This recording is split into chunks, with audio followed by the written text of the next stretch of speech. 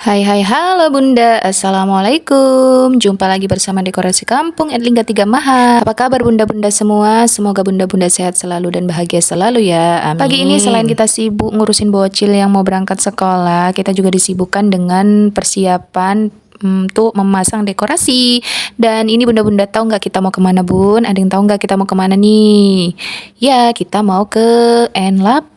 Ya, sudah lama sekali ya kita nggak pernah ke arah sana. Dan alhamdulillah kita diberi kesempatan lagi untuk ke sini. Dan ini kebetulan kita ngelewati Tugu Baru Eknabara ya. Dan ini aku penasaran banget sama tugunya ya kan. Kita spill dulu ya tipis-tipis tugunya nih ya. Katanya sih berbentuk ikan, tapi iya beneran nih ikan nih.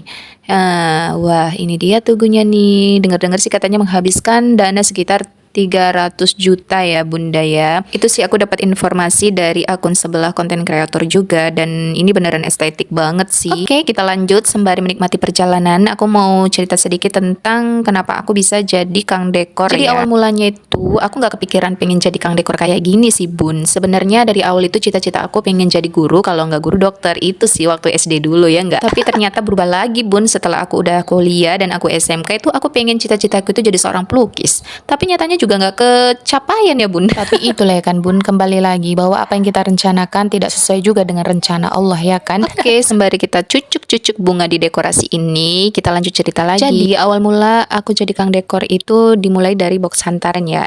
Enggak deng, sebenarnya dari kreasi mahar dulu. Jadi pada waktu itu di tahun 2019 itu aku udah mulai, enggak 2019 tapi 2018. Nah, itu untuk pernikahanku pertama kali aku buat mahar di pernikahan aku sendiri. Dan alhamdulillahnya ya kan rezeki nggak kemana lah memang bun. Jadi setelah aku posting kreasi mahar hasil karya aku sendiri di pernikahan aku, akhirnya ada yang tertarik bun untuk ngebooking jasa kreasi mahar aku. Dan pada waktu itu memang model kreasi maharnya masih berbentuk koin ya. Nah dari situlah kemudian aku kumpul uangnya kan, kemudian aku tabung dan aku nempa box hantaran. Jadi dulu itu box hantaran aku itu berbentuk kaca ya, tebal 5 mil dan itu berat banget. Bagi aku yang pemula itu menurut aku udah bagus banget ya kan.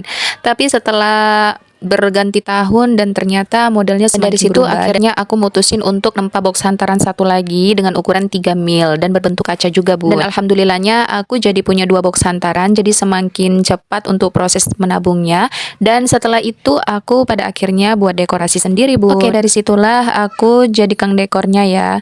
Jadi sebenarnya awal mula aku buka usaha hantaran kayak gini terinspirasi dari waktu aku sewa box hantaran di Gelugur bun. Jadi pada waktu itu aku sewa box hantaran tuh lamaran aku itu di Gelugur dan aku ngelihat sendiri gimana mereka cara menghiasnya ya. Jadi dari situ aku mikir kayaknya ini usaha yang bakal bener-bener diminati banyak orang gitu ya. Jadi dari situlah aku terinspirasi dan aku mulai buka usaha ini dengan bismillah. Dan ini sebenarnya usaha tidak ada belajar-belajar dari YouTube atau gimana ya. Aku langsung terjun aja sih, aku cucuk-cucuk aja. Tapi alhamdulillahnya kita harus sesuaikan juga dengan ini ya, dengan gimana bagusnya, gimana cocoknya. Hingga pada akhirnya jadilah dekorasi yang diminati banyak orang. Nah sebenarnya semua ini rezeki ya, mau gimana pun bentuknya, kalau sudah Allah tetapkan itu rezeki kita maka akan menjadi milik kita. Alhamdulillah akhirnya kita selesai pemasangan dekor dan kita disuruh makan nih bun. Yuk kita makan siang dulu bunda-bunda semua.